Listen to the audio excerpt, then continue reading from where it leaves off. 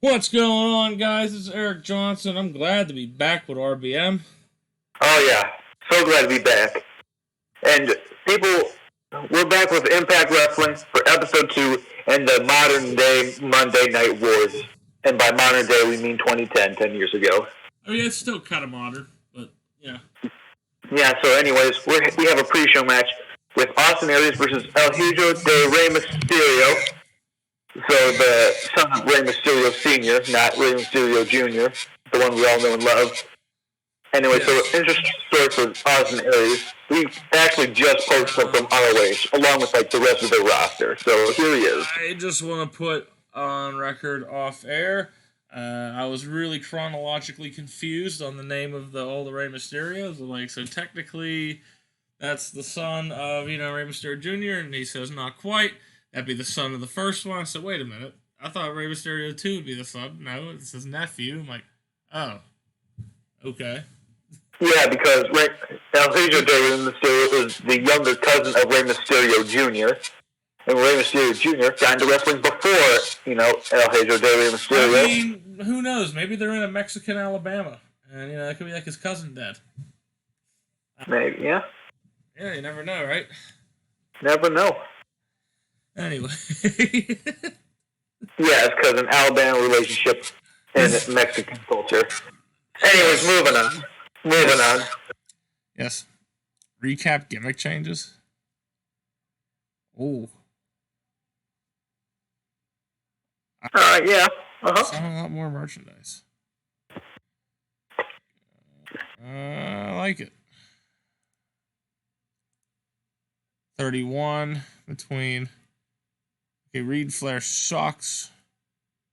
Nature. I mean, Kenny King ain't no prize either. Reed Flair's Nature Boy Jr. gimmick is awful.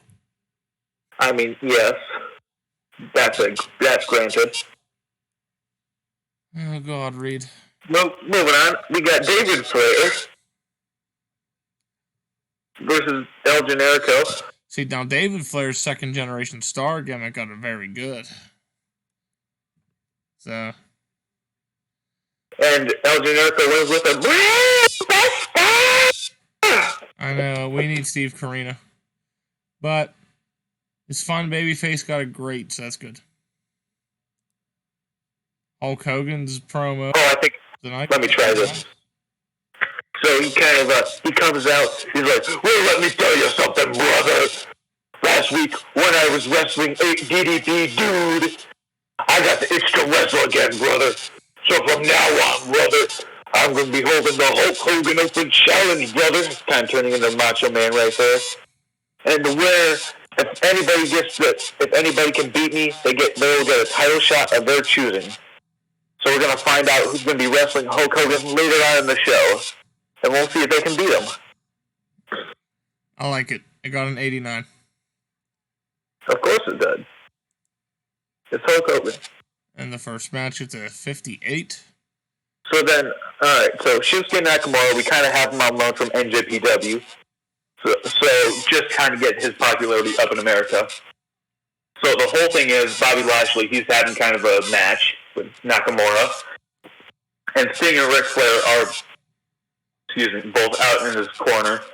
But they're giving him, like, conflicting advice, because they both kind of want to kind of teach him some new things, so he doesn't lose. One's teaching him, okay, so one's getting babyface techniques, and the other's getting heel techniques.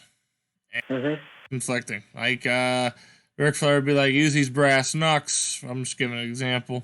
And fucking Sting would be like, no, don't do that. He'll like get in the middle and be like, no, do it this way. So then it all kind of comes down to like for Lashley, he's starting to get some momentum, and Ric Flair kind of like throws him a steel chair. Steel chair or something. While like the ref's back his turn, he's like, come on, just nail him over the head and hit him with the spear. But Sting, he gets up on the apron and he snatches the chair away. He's like, no, don't do that, Bobby. And he kind of goes into giving him a lecture. But then Bamaye from Shinsuke Nakamura. Or as I like to call it, Kumbaya.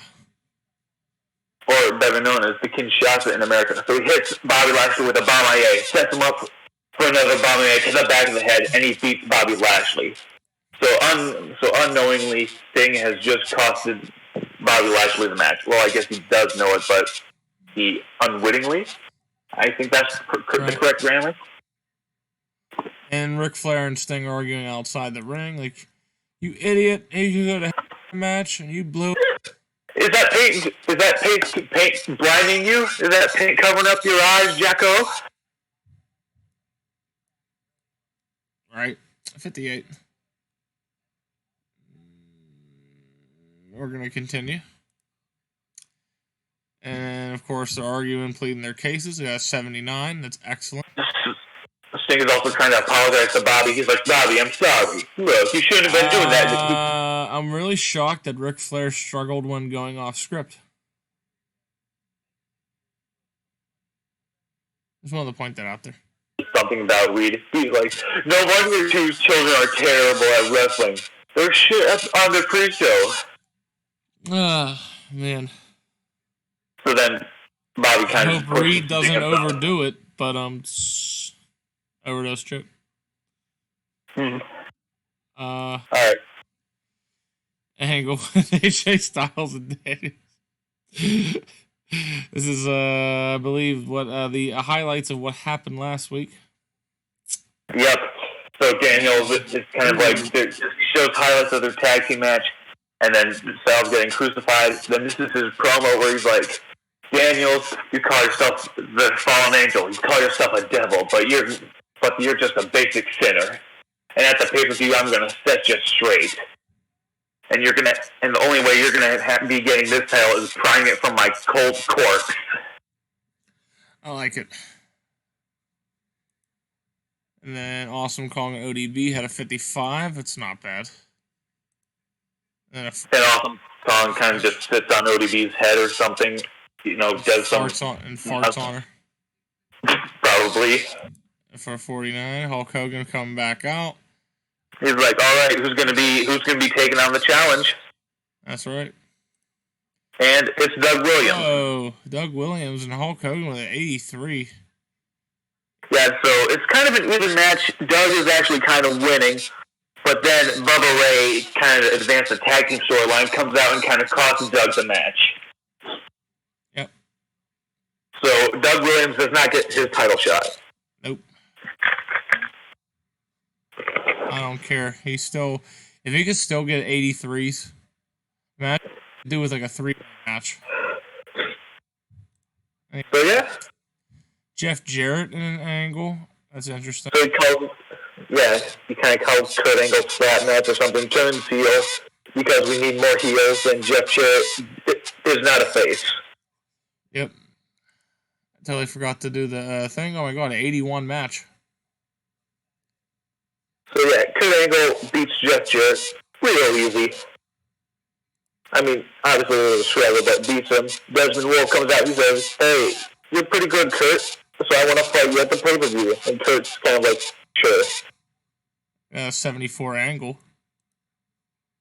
Samoa Joe, I did not know he had a tribal tattoo on his face. So then, yeah, Joe's kind of just saying, like, Amazing Red, I'm coming for your X Division title, and I'm going to kill you. That's basically it. I will kill you. And then here's some shit.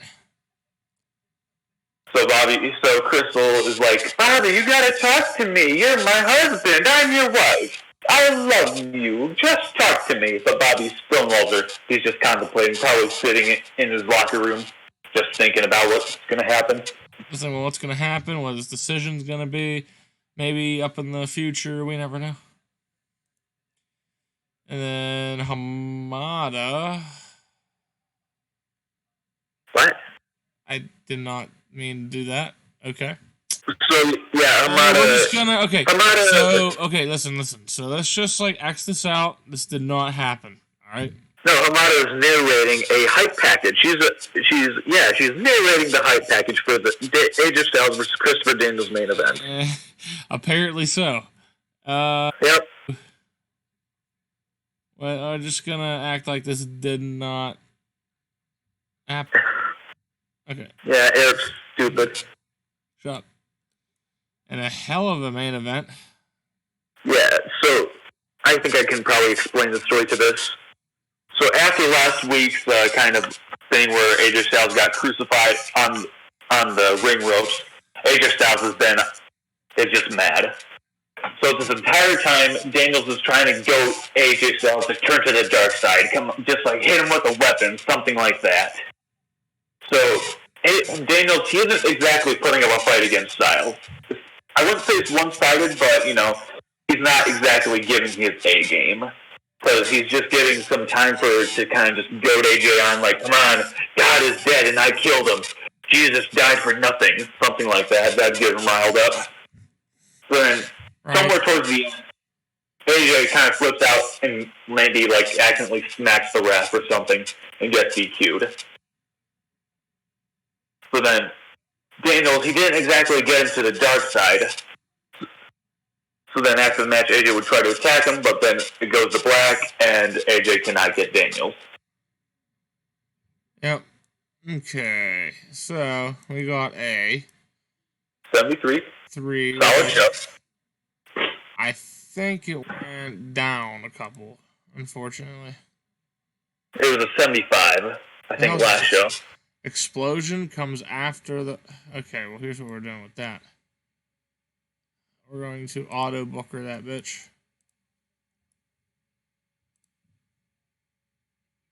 I like it. Cool. David Flair and Generation Me versus Cody Dreamer. A women's main event. Look at that 6-man tag. Look at that opener. Oh, not that one. The actual opener. Oh, David Flair and Generation Me versus Cody Deaner and LAX. And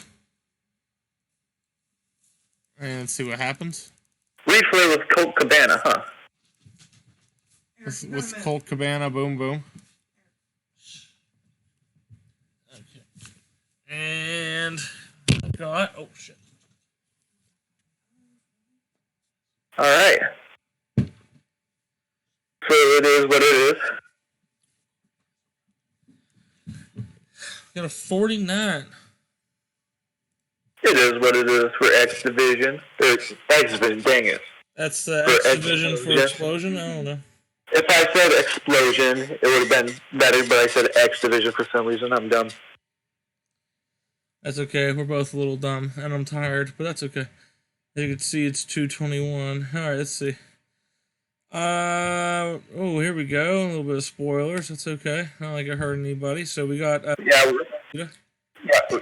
of trying to look to beef up our Knockouts division, so it's not just awesome calling it. Oh, we did make a... I'm a fucking moron. We got 2 in developments. Okay. Sure. Huh. Brother Ware got divorced from his real-life partner. That sucks. Alright, here we go. Let's see. Got 211,000 viewers.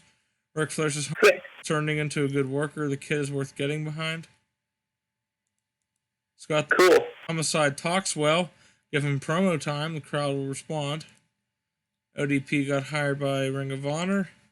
Jay Lethal was hired by CW.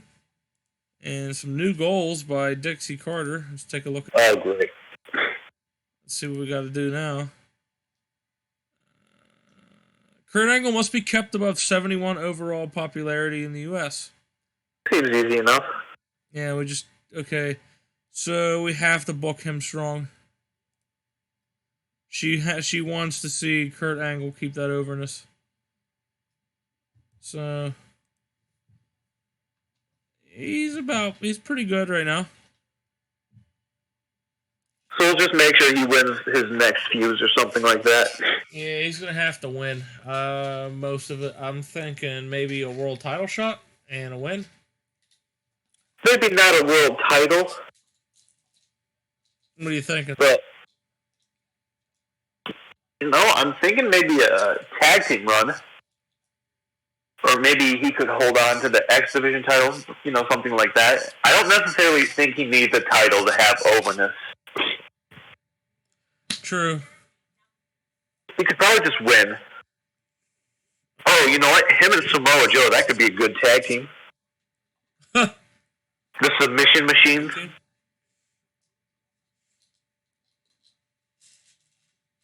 So, a face heel like oddball tag. That'd be interesting. Yeah, that would actually be kind of sick. All right, yeah, we could maybe fucking figure that out one time. And like their whole thing is like they try to outdo each other with like lethal submissions. That would be hilarious. So I don't think we have anything else to do. I think that's it. Yep. So. Oh, we could probably check the viewership against Raw. I mean, I know we lost, but we could probably check to see what their stuff was like. Oh yeah. Well, let's see here. So, since this really matters now, they had about one. Hold on a minute. Oh, here we go. 3.1 million viewers. That's a realistic figure. For this time. And I think it said we had 211,000. That's still good. 211,000 for what it's worth. Mm-hmm. Actual show ratings 84 to 73. We're only 11 down from them. I mean, yeah, in terms of quality, I'd say that's a win. I think it is. Now we went down in quality in terms of the show. Yep. 5 to 73, but our attendance went up. Yep. But I think that's it. Yep. And we will see you next time on TNA 2010, the Monday Night War. We'll see you. Yep. See ya.